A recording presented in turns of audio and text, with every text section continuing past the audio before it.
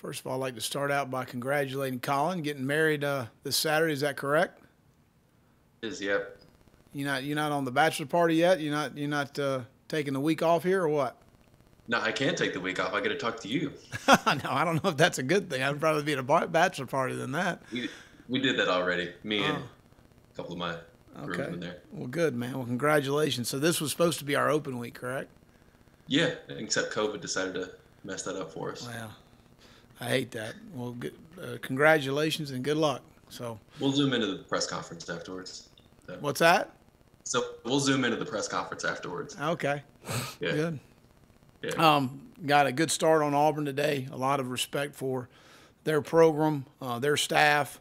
Worked there 3 different times in the 90s for Terry Bowden as a graduate assistant and for Coach Tuberville, or Senator Tuberville, I should say, I guess, in 06 and 07. And then Gus gave me a great opportunity to go back there in 15. So a lot of respect for Gus, and I worked with a lot of guys on their staff. Rodney Garner was our defensive line coach. Travis Williams worked with me, did a great job. I actually was on staff when Cody Burns played there, and I have a lot of familiarity with Coach Steele and Coach Morris, Wesley McGriff, Carnell Williams and Larry Port. I just know a lot of these guys and got a lot of respect for what they do.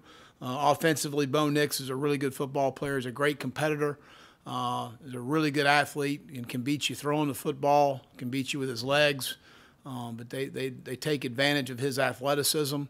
And he's got some targets outside. Schwartz is probably the fastest player in college football. They get him the ball different ways. They do a really good job of making sure the ball's in his hands. He had 10 receptions last weekend against Arkansas. Seth Williams is a very difficult matchup just as far as his girth is concerned. He's got really good ball skills down the field and really good player. And then Tank Bigsby's a guy that's kind of their feature back now. Shivers has been a really good player for him, but Tank we're very familiar with. Is a really good football player, a great young man, and he's running the ball extremely well. Defensively, Coach Steele does a great job. McClain and Papo are 2 very active linebackers. They're big inside up front, and we got our work cut out for us. They're really good on special teams. Blocked a punt this past weekend. Peters, I think, has blocked 3 or 4 punts since he's been there. So we've got our work cut out for us. I thought we had a good start today on this football team, and we look forward to get back home to Williams-Brice and open up for any questions. David with the first one. I can't. Where'd they go? That's all right. Better not see some of you guys. Go ahead. Oh, Will, obviously, Vanderbilt had that news yesterday about massive COVID outbreaks. When you guys heard of it, was there any concern or worry on your end about how it would affect the team for this week? No, Clint Haggard called me and said that there was no contact tracing through the game. They've checked that through some device that they have. So we test a lot. We tested yesterday, again this morning. Sunday, again this morning. So I feel very comfortable about the protocol and the things we have set in place for our student athletes, our staff, and our entire building, and really anybody that comes in contact with our building or travels. I think we're testing close to 350 people a day every time we test, which is 3 times a week. Zach McKinstry from Carolina News. Hey, Coach, thanks. Going off that Vanderbilt story, are you taking any extra precautions this week to try and stay safe?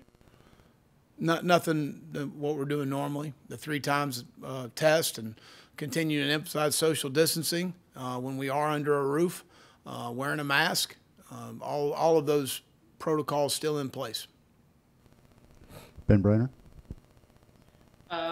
Will, what kind of stood out from your guys' recruitment of Tank Bigsby, and were there any moments of that kind of stuck with you as you kind of go into facing him? Well, just a wonderful young man, a great family. Came to our campus several times. I think he really liked it here. Thomas Brown did a great job recruiting him. We all had a very good relationship with him, and at the end of the day, he's got a lot of great opportunities. When you recruit in our league, it's not like there's a bad choice. South Carolina's a great place. Auburn's a great place. Other great schools recruit him. You put your best foot forward in the recruiting process, and a young man makes a decision. And he's from, right there in LaGrange, in that area, which is very close. It's obviously more convenient for his family, and he's very close with his mother and his brothers. So I totally understood the decision. Yeah. Josh Kendall.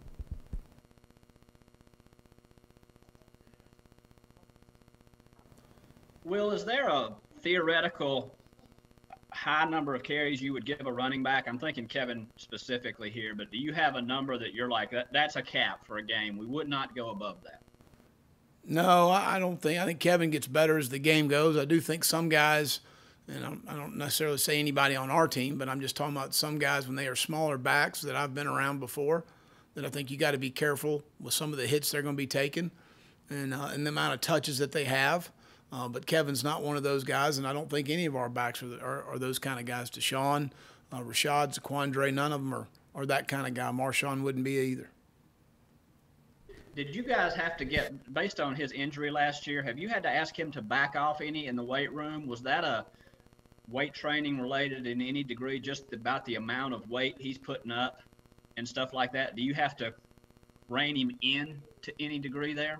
He's a hard worker, but no, we haven't backed off anything as far as a weight process other than when he got health, after he's been healthy. Okay. Colin Taylor.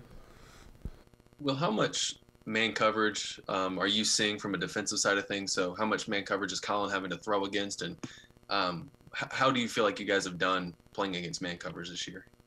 Well, I wouldn't feel comfortable giving you a percentage, Colin. I don't have that in front of me. It's something we discuss on Sundays, and generally it's game by game because teams are going to play you differently based on their personnel, based on their scheme and what they do. I think that Vanderbilt, Ted did a good job of dropping a safety down on Shy's side to give another presence of a body there as far as in the inside throwing windows. He did a good job of that and mixing man and zone. But I think that's more of a game-to-game process. I do think that we've got to continue to develop more guys to win versus man coverage.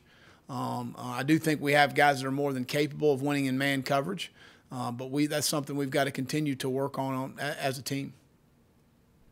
Pete Acabelli. Will, what have the past couple of days been like for the guys around there? I would imagine it's kind of an uptick in confidence, energy, spirit that you must be seeing around. Well, certainly winning helps. Makes the food taste a little better. Your wife likes you a little bit more. Your girlfriend, I guess, likes you a little more if you have one. It certainly gives you a little better outlook on things. But our guys have been very pleased with, for the most part, of how we've gone about our work on a Tuesday practice, which is a hard work day for us. Tomorrow is as well, and Thursday is a little bit more mental, but still physical as far as those things are concerned. And I thought they came in with a very good attitude on Sunday, understanding we still have a lot of improvement to be made on our team and corrections, and to accept being a very coachable player, and that's something we challenge them with all the time. And then understanding that we got a very good Auburn team coming in here Saturday, and we need to continue to improve and get better. Mike Uva. Well, throughout training camp, you and Mike Bobo both used the word consistency when you were talking about Kevin Harris. What have you seen in terms of how he's been able to grow so far this season? When you talk about consistency, what are some of those tangibles and intangibles that you'd say about him? Well, I think, Mike, that a guy that every single day when he walks in the building what you're going to get. And what I mean by that is in the meeting room, whether he's in the classroom on campus, whether he's socializing with his friends, whether he's on the practice field, whether he's in a walkthrough. He's dialed in. He's paying attention. He's extremely bright. He competes at a high level for a young player, consistently well. There's not a lot of ebb and flow up and down in his play and in what he does. And that, not just at running back, but at every position across the board, that's what you want. You want a guy that's consistent. You know what you're going to get. We've got to be able to depend on guys we can depend on, and we can't depend on the undependable players. And just when you don't know what you're going to get with a player. And that's what happens on any given Saturday.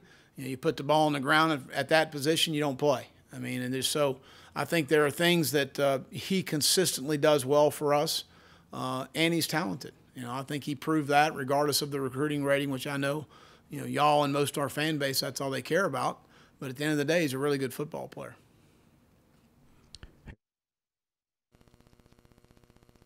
Yeah, Will, now that we're getting ready to close out the first month of Mike Bobo heading up the offense, how would you describe the identity of the offense, or what are you guys kind of striving toward as far as making the identity of your offense? Well, I think we're multiple in what we do. I think he presents issues, in my opinion, just in 3 games of formation, shifts, motions, out leveraging you with those.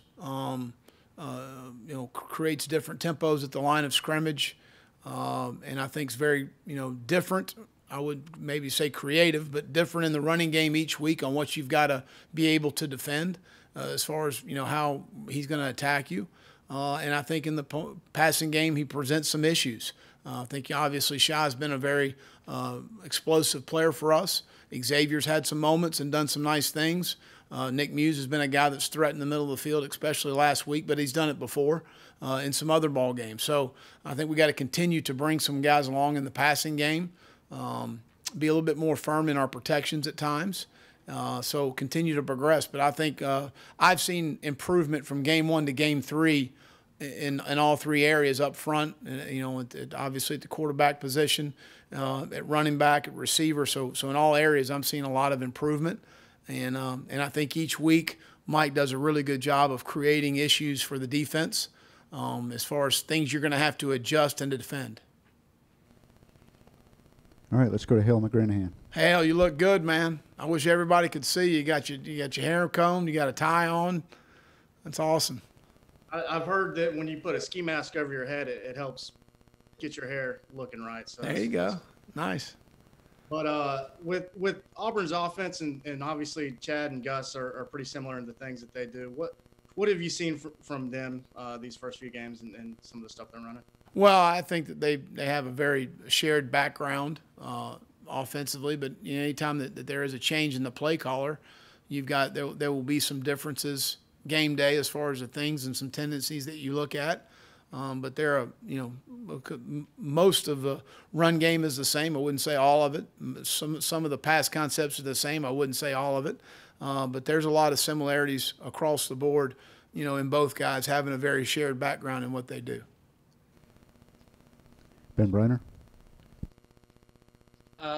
Will, on that long run that Kevin broke for 88 yards, Eric Douglas said you guys had called that same play earlier, and he had made I guess he said he made a call that kind of led to it not working, then got it right the second time. It breaks free.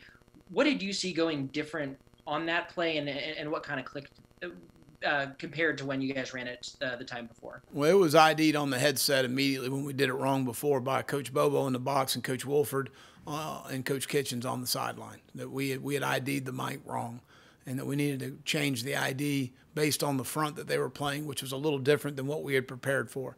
So we made the correction on the sideline, and the next time we ran the play, we ran it correctly. Rick Henry.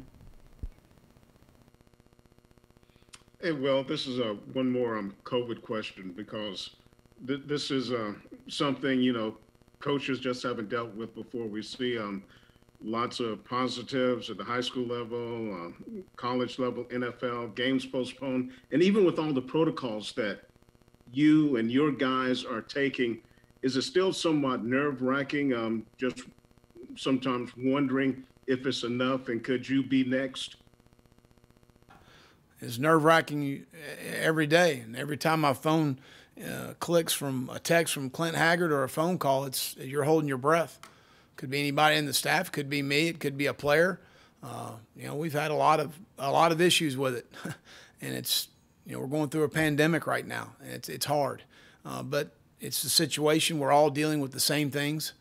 Nobody's different as far as the protocols are concerned, the policies we have in place from the Southeastern Conference. So we're all dealing with the situation that we're in and making the best from it. But it is a very nerve-wracking as far as dealing with some things that are totally out of your control. As far as those, like getting a phone call and saying so-and-so's down, we got to quarantine him for 10 days or 14 days or whatever the case may be. And that's happened several times, and it's been very critical. So it is what it is, but the health and safety of the student athletes is the most important thing. And again, I feel very comfortable, and y'all ask questions about, Vanderbilt having as many positives they had on Sunday after our game. I feel very comfortable with our protocol that we have set in place to make sure that our student athletes are safe. David? Well, kind of along those lines, with your protocols for a home game, like the Friday night, the night before a home game, have you guys had to stop and change anything that you would normally do because of COVID? Well, we did the first home game we ate here at the building on Friday night, but we're actually going to eat at the hotel just because we have more room for the travel party. But all of our people in-house handle the food. No one else handles the food outside of Kristen Coggins, her staff, our nutrition staff, our training staff, some coaching members. Nobody handles the food outside of people in our building that we know have been tested.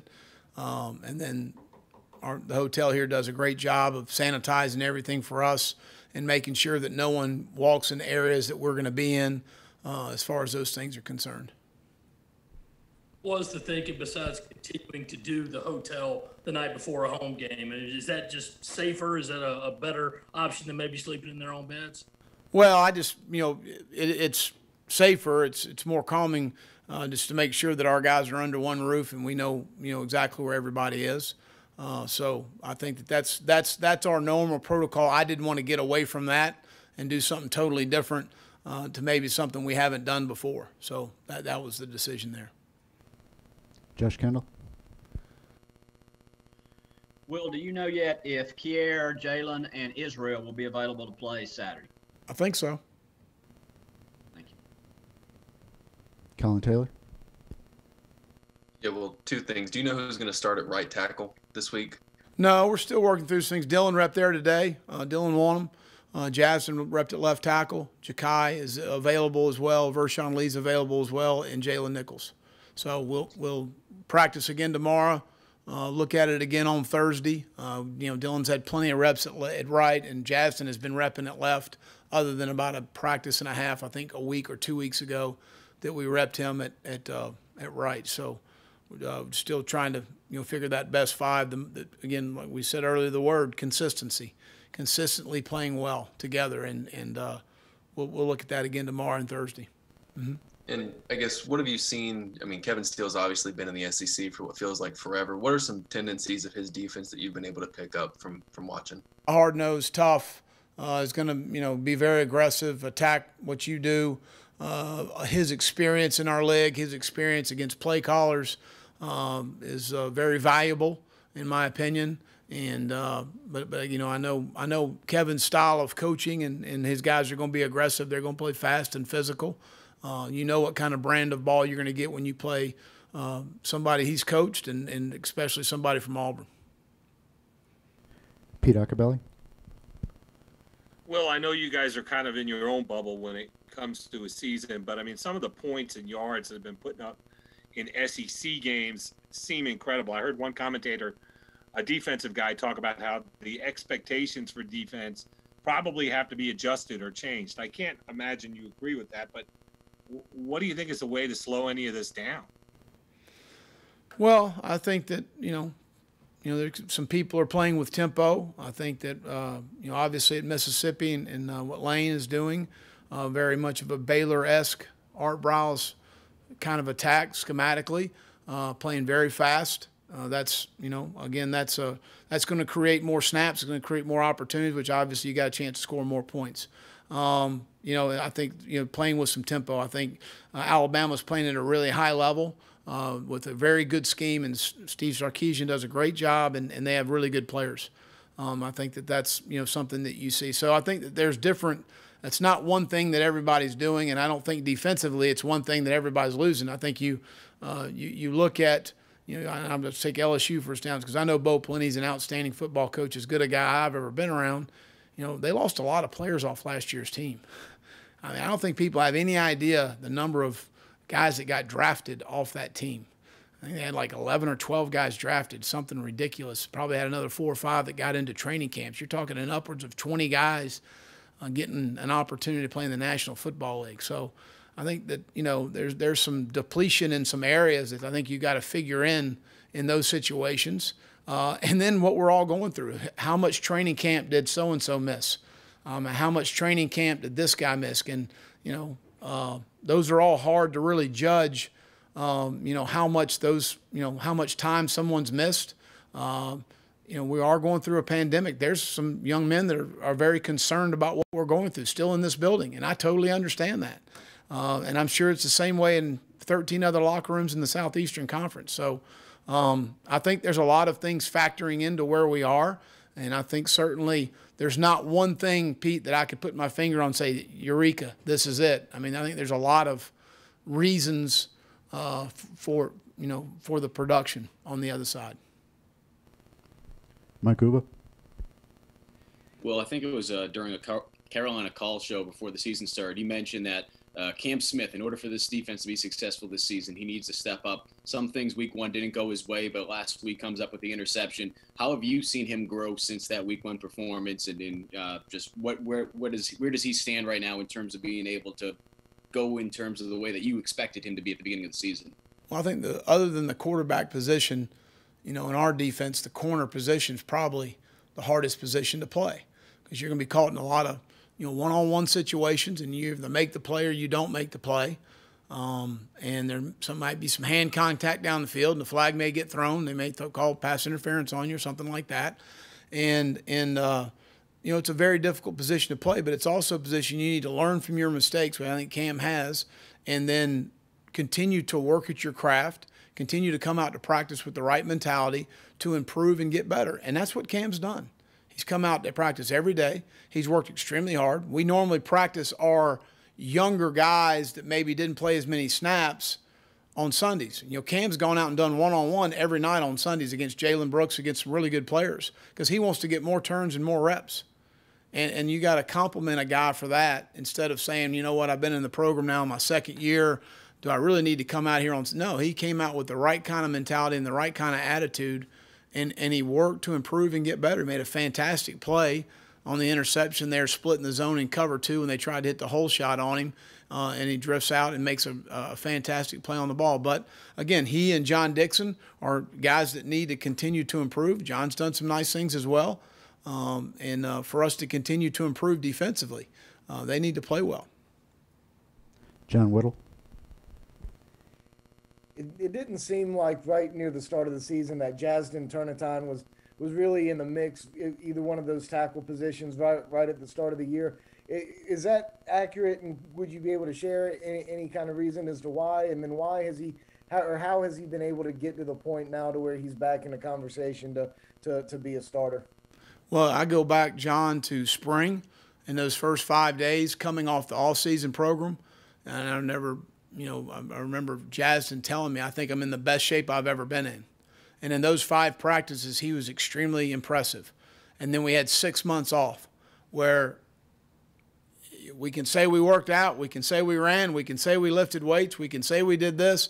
At the end of the day, unless you're in the building and working, it's hard. And quite frankly, he was not in great shape when we started training camp and had a hard time sustaining.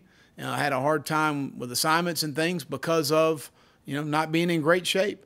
And it's taken, since we started training camp on August 17th, I think was the date, to this point, to where he's now worked himself into where he's in better shape, he's in better conditioning, he's able to sustain, he's able to play longer, play harder than he's played before. And that's been the issue. It's nothing that I haven't told him. It's nothing that Eric Wolford hadn't told him.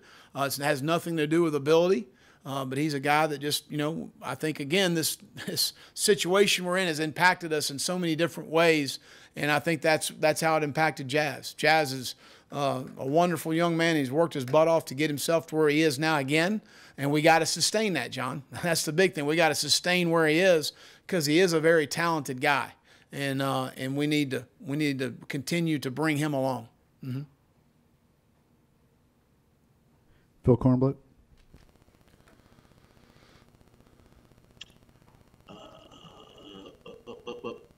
There we go. Oh, there we go. Yeah. Hey, Will, 2 quick questions. Any update on the appeal for Jalen Brooks? And then the 3 guys who opted out, what are they doing during this process, during the season? And are you expecting all 3 of them to return at some point? No, we have not. I don't have any update on Jalen Brooks. We're still in that appeal process. I talked to Chance Miller I believe, yesterday. I know Jalen and Chance talked again yesterday, maybe in the next couple of days, I hope. But there's no timetable ever on any of those things. But I know that Drake or Trey and Mark are still enrolled in school, doing well academically.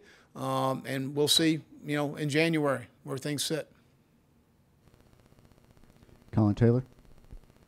Yeah, well, a little off topic. I don't know how much Feinbaum you get to watch during the week, but Lane Kiffin went on there last. None? 0. Okay. All right, all season, summer, fall, you name it, none. What did our good friend say about South Carolina and me? No, Lane Kiffin went on there the other day and said you, Kirby, and him have a group text going as former Nick Saban assistants. I'm just curious how that group text got started. What do y'all talk about? How often do y'all talk? I wanted more details on that. I think it all started when this pandemic started, of different things that you're going through, protocols. How are y'all handling this? How are y'all handling that? And past that, I'll probably leave it at that. Probably be best to leave it at that. Ben Brenner. Hey, Will, it happened a few weeks ago, but when Shiloh's dad got that job down at Jackson State, did you reach out at all and maybe pass along any advice for a first-time college head coach? No, he'll do fine. He'll do fine. He a great guy. It's been wonderful having Shiloh here, and from a parent's perspective has been awesome. But no, I talked to Shiloh to tell him congratulations, obviously, and several times on Friday night I check curfew, and he'll be on the phone with his dad talking, and we'll holler back and forth on FaceTime and stuff like that. But really happy for him, and a great opportunity. Wants to get into college coaching. Obviously wanted Shadur to graduate high school before he did that, and coach him through that process. But really happy for Deion. Anything else for Coach? Or Coach Prime, excuse me. All good? All right, y'all have a good day.